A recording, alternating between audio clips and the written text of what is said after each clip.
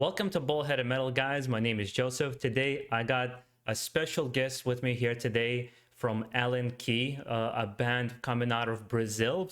I'm sorry if I butchered the name. Sao Paulo. That's Yeah, correct. Yeah, Coming out of Sao Paulo, you guys just released your first full-length album. Congratulations, The Last Rhino. It thank really you very much. and I wanna really kind of congratulate you. We kind of talked about it just before we started kind of recording. It must be a very big monumental moment for you guys. You must be so happy that it's finally out. The album's out there in the world and people can listen to it.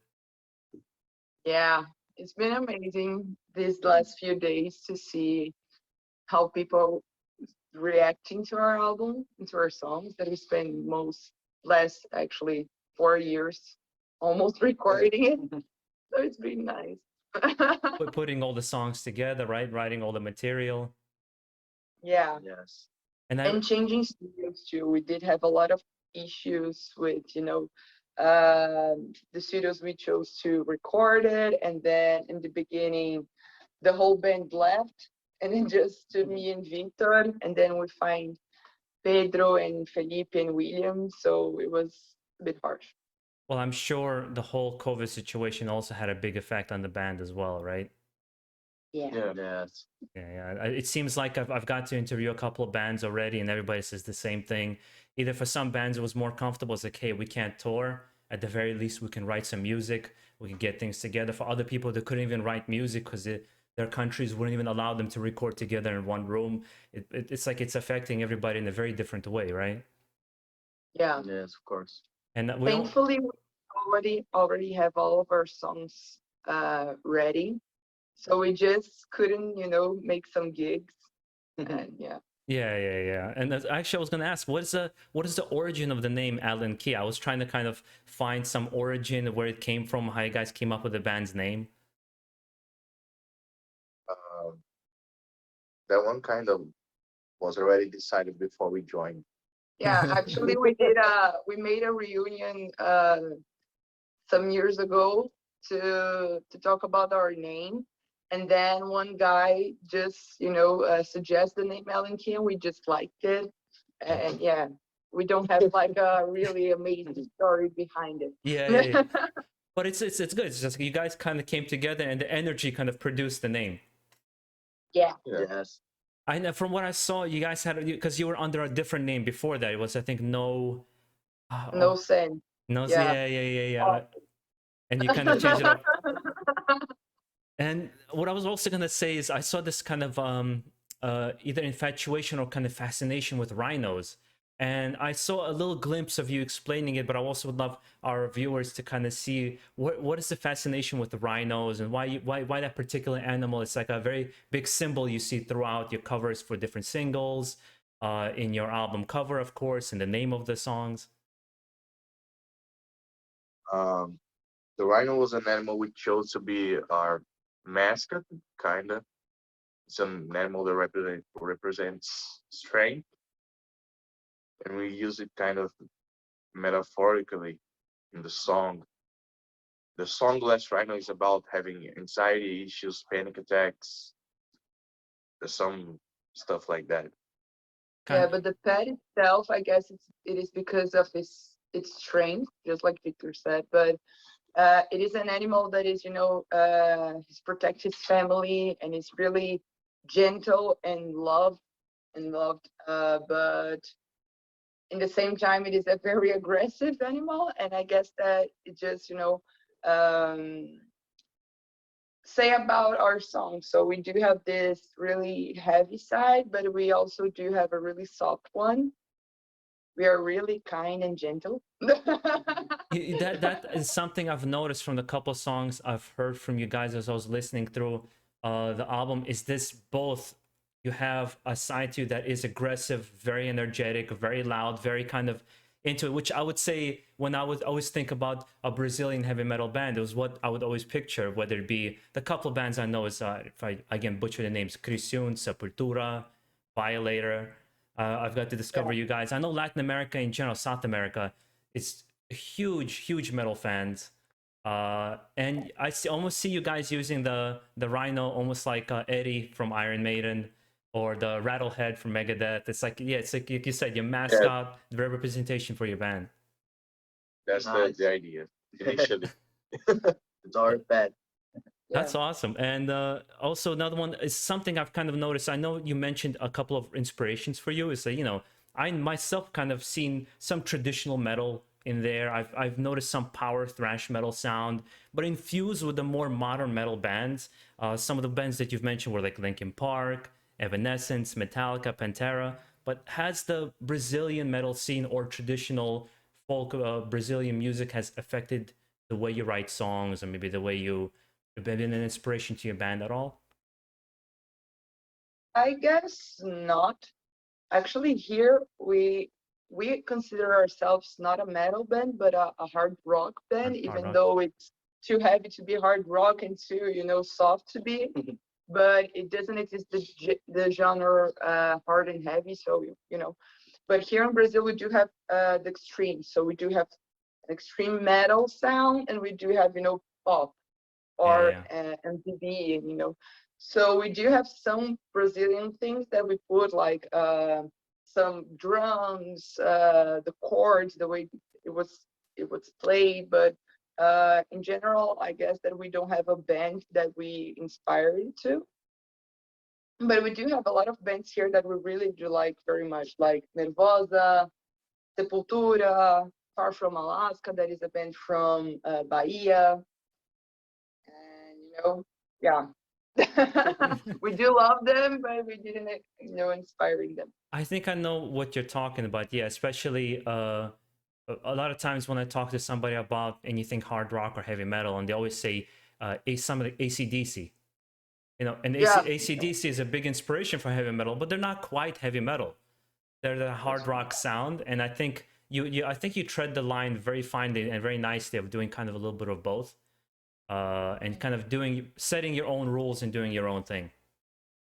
Yeah.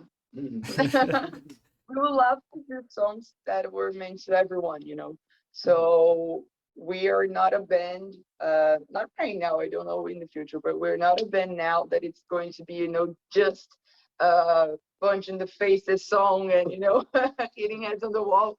We do love to do songs that are meant to everyone to listen. So even though the girl who listens to Katy Perry could, you know, listen to our song and liked it. You want to be more accessible to people. Yeah. Yeah, you want to be more accessible to people, which I think where you mentioned the whole Linkin Park, Evanescence, I think that's what they brought. They brought a big fan base to the rock genre for somebody who would otherwise never even listen to it, right? Yeah. Yes.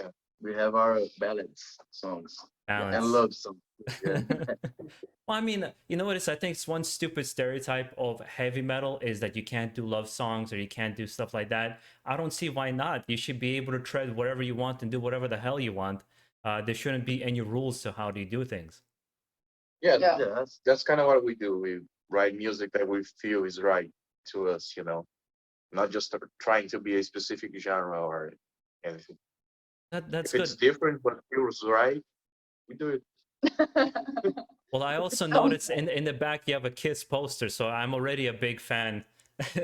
I'm a huge Kiss fan, so it's like I see the love.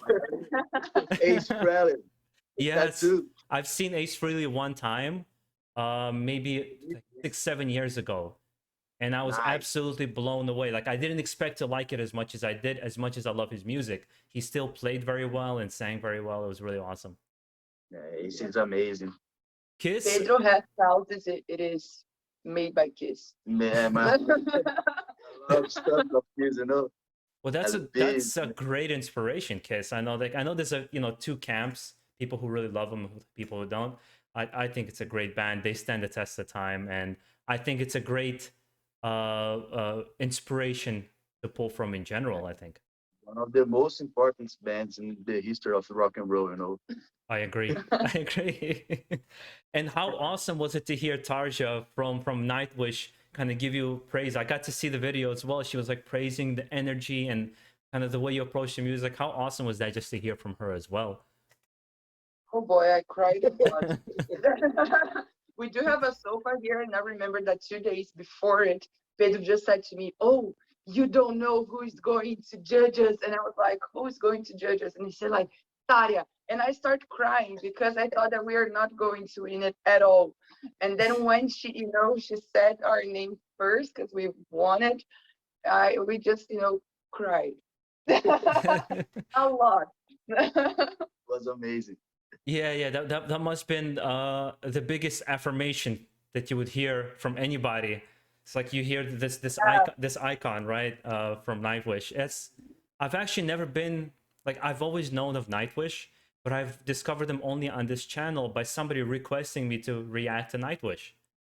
I've only heard them like, here and there, because I've always been like very extreme in the music that I listen to, Slayer and like all these kinds of things. And when I've discovered Nightwish and how beautiful everything can be as well, that it, like that, as you guys mentioned, doesn't always have to be rough. It can be beautiful. It can be operatic. It can be symphonic. Yeah. Yeah. Absolutely. And actually, Nightwish is a huge inspiration for us. Taria too. Mainly her. Yeah, Because kind the of. way it sings and the way they put the whole orchestra, just like Evanescence did, it's awesome. That's awesome. Yeah. And I was gonna ask you actually along the lines of inspiration. You're releasing a new album. It's an interesting question I was once asked, and I kind of started asking everybody this: is if you could be remembered for your band for one thing, what would it be? What you want your fans to remember you by? What is the one thing that sticks out? Like, this is what I want people to when they think of allenkey, they think of this.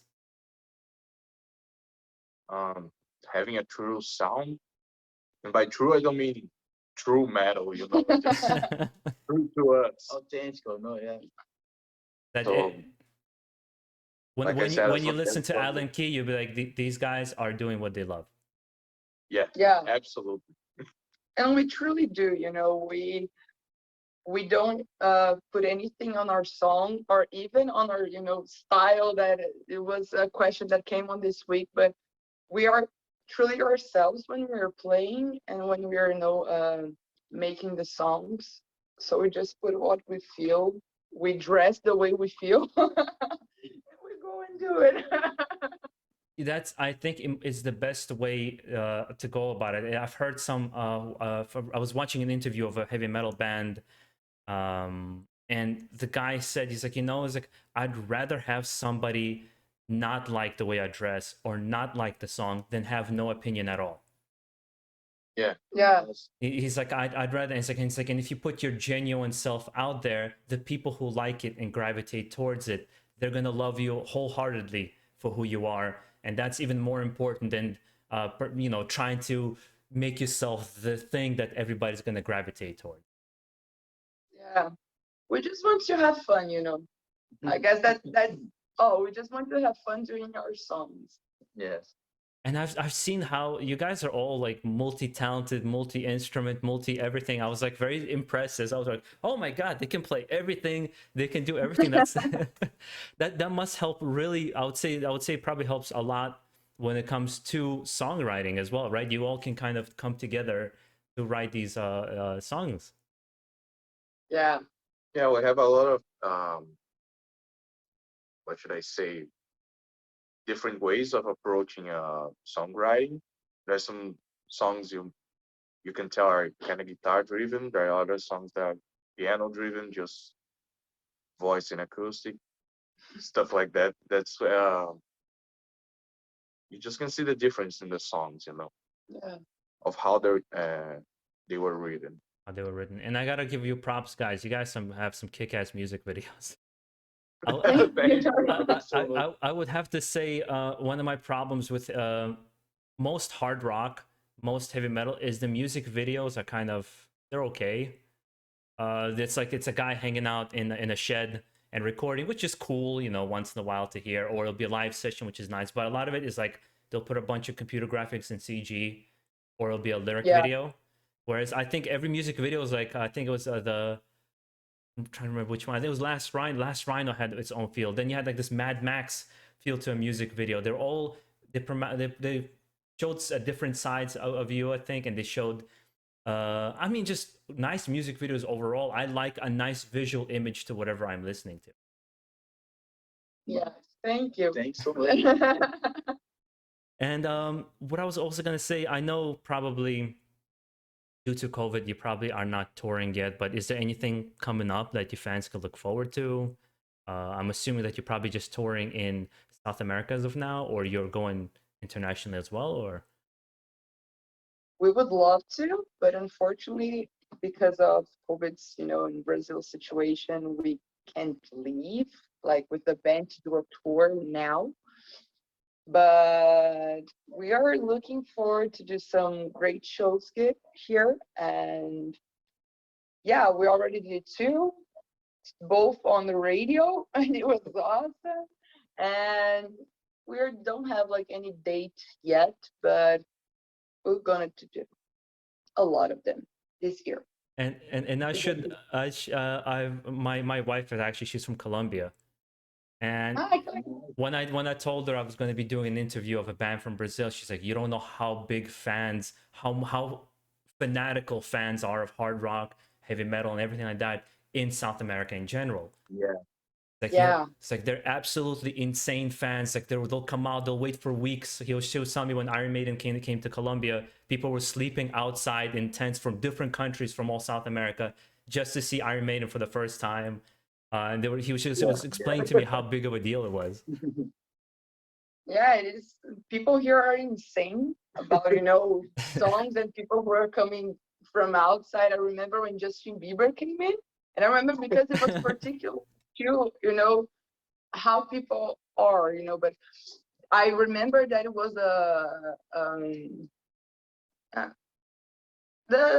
the thing was passing on TV, and they were showing like, oh, you were sleeping here in the barricade for about like a week, so buy the ticket. I was like, oh my god, how? It's crazy, yeah. They're weak. Yeah, our fans are, they were really super excited to see us live, but we're not full open here in São Paulo yet to do big concerts and things like that. So we're just waiting. Yeah, but when we can.